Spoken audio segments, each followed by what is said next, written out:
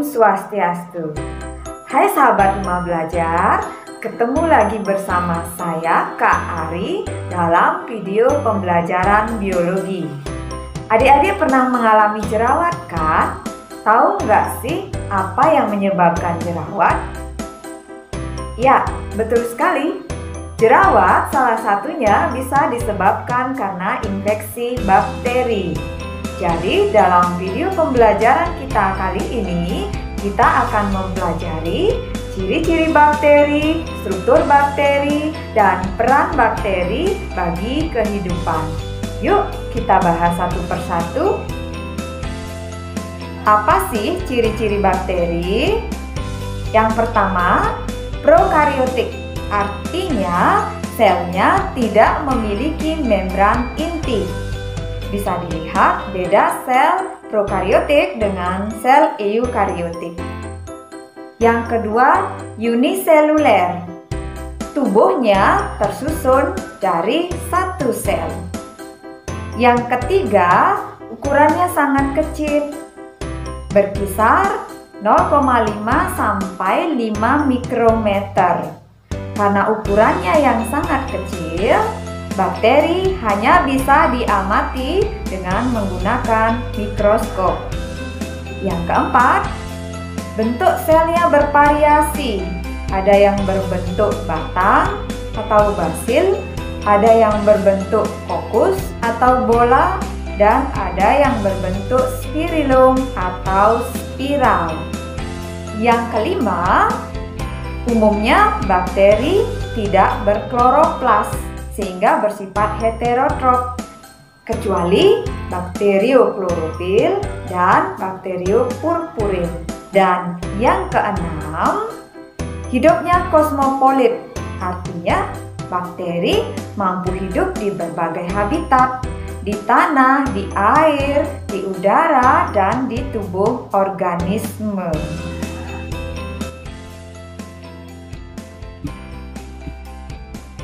Bagaimana sih struktur bakteri? Lihat gambar berikut ini. Struktur yang pertama adalah dinding sel bakteri. Kemudian di bawah dinding sel bakteri terdapat struktur yang disebut dengan membran sel. Cairan yang ada di dalam sel disebut dengan sitoplasma.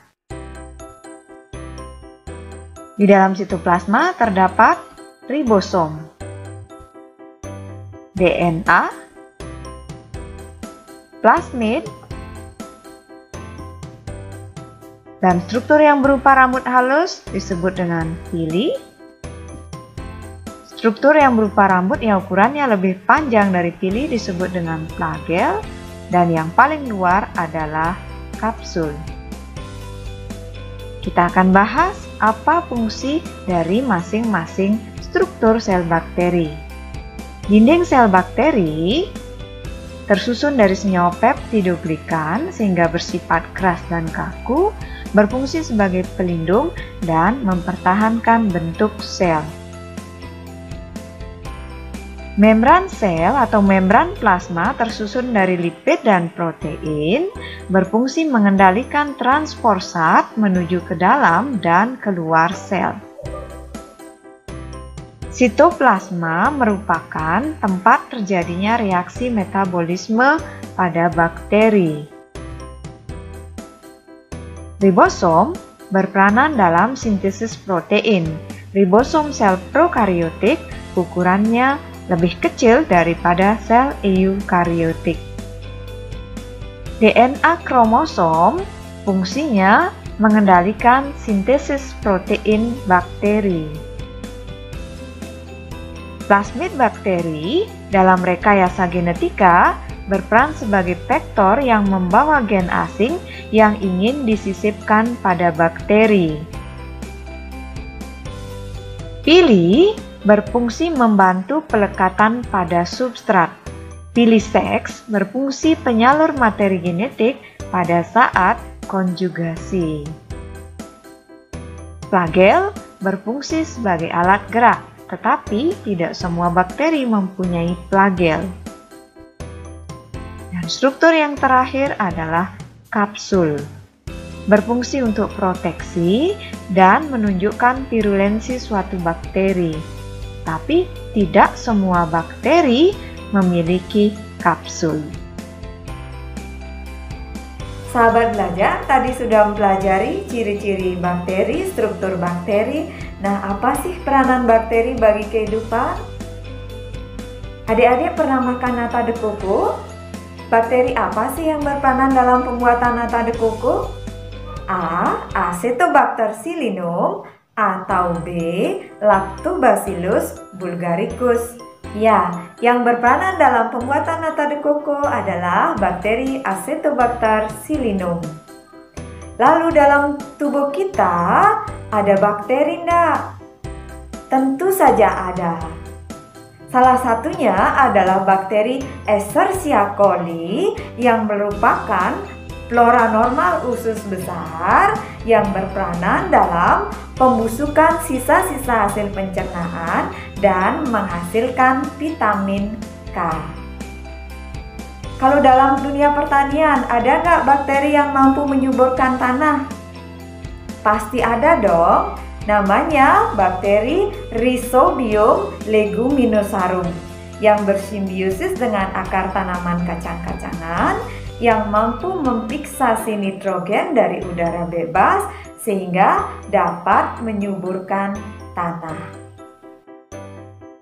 Namun, tidak semua bakteri menguntungkan. Banyak juga bakteri yang merugikan karena dapat menimbulkan penyakit pada inang yang ditumpanginya. Contohnya, bakteri Mycobacterium tuberculosis dapat menyebabkan penyakit TBC pada manusia. Kemudian bakteri Clostridium botulinum ini dapat menyebabkan kerusakan pada makanan dengan menghasilkan racun botulinin dengan mengurai protein pada makanan, contohnya pada makanan kaleng. Kemudian contoh berikutnya yaitu Bacillus anthracis. Ini dapat menyebabkan penyakit antraks pada hewan ternak. Dan banyak lagi bakteri yang merugikan. Sahabat belajar bisa cari sendiri bakteri lainnya yang menguntungkan serta bakteri yang merugikan. Sahabat rumah belajar, demikian tadi ciri-ciri bakteri yang terdiri dari prokariotik, uniseluler, ukuran tubuhnya sangat kecil, tubuhnya bervariasi, tidak berkloroplas serta kosmopolit. Dan struktur bakteri terdiri dari dinding sel, membran sel, sitoplasma, DNA, ribosom, serta struktur tambahan berupa pili, flagel, dan kapsul.